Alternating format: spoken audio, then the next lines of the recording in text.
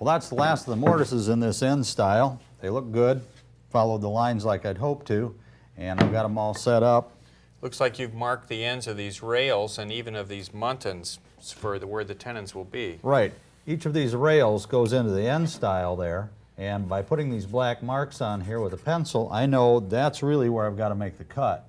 And it just makes it a little more efficient, and I think you would agree that efficiency is important here. Well, avoiding mistakes. Once these parts are all stacked up, they all look alike. That's a fact. Well, you know, I've set up to cut the tenons, and I'd like to show you what I've done and how I got there. Could you step over the saw? Here's a setup technique I think you'll appreciate, John. You can see that I've actually dadoed into almost to the mortise there.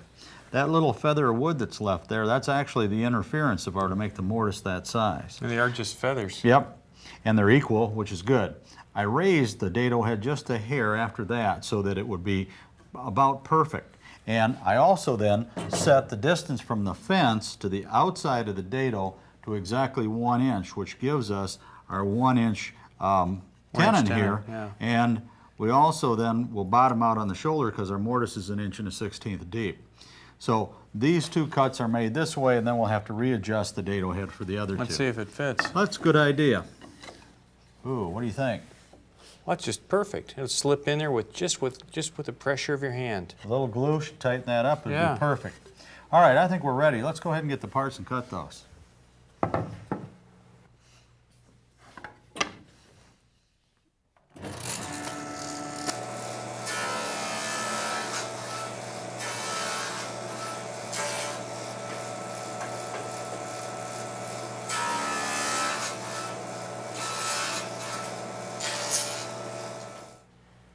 Hey, John. Yeah, you're changing the setup. Yeah, I got it changed to make the other cut. You know, I've got the faces done. Now I got to come in from the edges and make another cut. Well, why is it going to be different?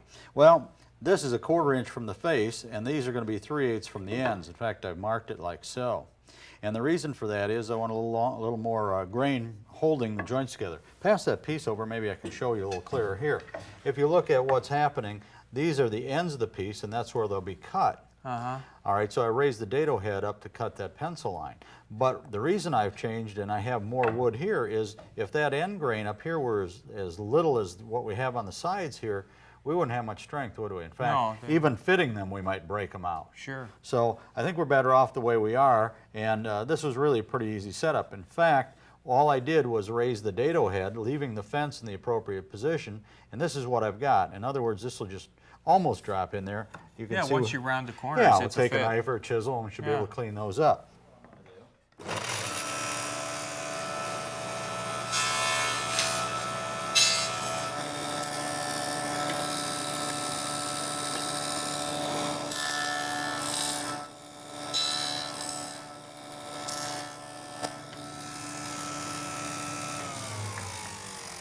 We can see a little bit of the pencil line yet, but I'm convinced it's right because, and we can test it here, I'd sooner have it a little big and pare just a little more off, and that looks good. Yeah, so I'm that'll be pretty easy happy work. with that. We got to do all the ends of the pieces that we'd marked before, and so we'll get those together and cut those, and then I think we're ready to do a dry fit. All right. Just about finished with your dry fit? Yeah, I am. It's looking pretty good. Pieces are going together, a little tight, but I think I can live with the way they're fitted. Oh yeah, Rounded them off better with a than chisel. loose. Yeah, you don't want too much though, or the glue will fill it in and you can't drive them home. Roger, I wanted to show you this technique that I use for making tenons. I use basically the saw blade in the fence, much in the same way that you use the dado blade, to define the shoulder. But then to remove the waist stock, I'll use this tenon cutting jig. The blade has been raised to the correct height. I've arranged this left-right travel already.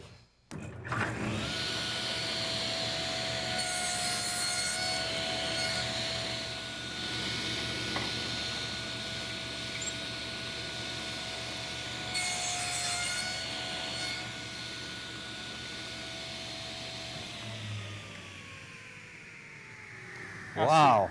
Now see, I'll prefer this method because the quality of my dado blade is not anywhere near up to the performance of yours, and it will leave a very torn out face, whereas this is very smooth and precise. Well, that's beautiful.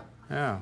You know, one other thing I noticed is these pieces fell free. They weren't trapped between the plate and the blade, but rather were on the outside by design. That's true. So I will always cut that in this way, in this exactly. position, So this not piece will fall. in this. Yeah, that would trap it and cause a kickback. These flew back, but really there was no velocity to them. Oh, right.